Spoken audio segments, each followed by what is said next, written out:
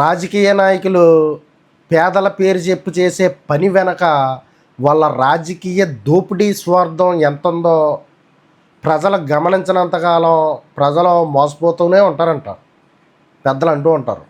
ఇప్పుడు ఇదంతా ఎందుకు చెప్తున్నానంటే, మా పవన్ కళ్యాణ్ గారు గిరిజన ప్రాంతంలో రోడ్లు ఏం చేస్తున్నారని చెప్పి సినిమా స్టైల్లో డ్రెస్సులు వేసుకుని తలబాగా చుట్టుకుని ఆయన ఏంచిన రోడ్ల మీద నడుచుకుంటూ వస్తూ సినిమా షూటింగ్లా రాజకీయ షూటింగ్లు చేసుకుని ప్రసారాలు చేసుకుంటున్నారు ప్రజల్లోనూ.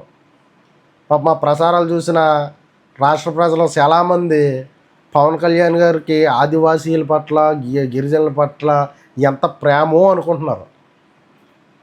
కానీ నా అనుమానం ఏంటంటే, ఈ పవన్ కళ్యాణ్ గారు వేయించిన రోడ్లన్నీ కూడా ఈ బాక్సైట్ నిల్వలు ఎక్కడైతే ఉన్నాయో వాటి చుట్టూరునే వేయించారు. పైగా అక్కడి నుంచి ఈ 4 లైన్ హైవేసు 6 లైన్ హైవేసు 10-15 కిలోమీటర్ల దూరం మాత్రమే. నా అనుమానం ఏంటంటే, పవన్ కళ్యాణ్ వేయించిన రోడ్ల వెంట ఆ బాక్సైట్ నిల్వలు వచ్చేసి హైవే ఎక్కేసి డబ్బు రూపంలో మారి ఈ రాజకీయ నాయకులు బ్యాంకుల్లోకి వెళ్ళిపోతాయేమో అన్నది నా అనుమానం.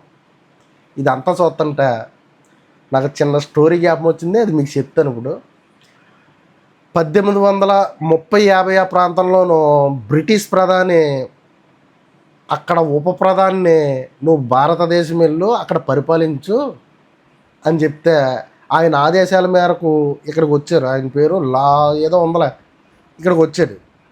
అతను వత్తా అప్పుడు ప్రధాన ఆదేశాల మేరకు ట్రైన్ తెచ్చాడు, రైలు తీసుకొచ్చాడు. అది తీసుకొస్తే మన ప్రజలందరూ కూడాను ఈ బాబా మా ఈ గవర్నర్ గారు చాలా గొప్ప అయినా మాకు రైలు తీసుకొచ్చారు, ఆ రైల్లో మేము తిరిగేస్తున్నాం గిరిగారాను అనుకున్నారు ప్రజలందరూ కూడాను. కొన్నాళ్ళకే ఈ ప్యాసింజర్ రైలు కాస్త గూడ్స్ అయిపోయింది. గూడ్స్ అయిపోయి మన దేశంలో ఉన్న సంపద అంతా కూడా గూడ్స్ ఎక్కేసి పోర్బందర్ పోర్ట్కి వెళ్ళిపోయి అక్కడ షిప్ ఎక్కేసి అక్కడి నుంచి బ్రిటన్ ప్రధాన కొంపలోకి పోయింది.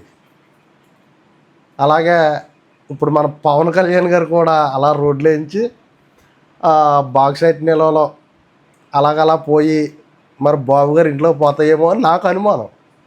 ఎవరికి సంబంధం లేదు ఇందులో, నాకే అనుమానం. మరి ప్రజలు ఈ రాజకీయ నాయకులు చేసే పని వెనక ఎంత స్వార్థం ఉన్నదన్నది గమనించాలి ముందు. దాన్నే చైతన్యం అంటారు.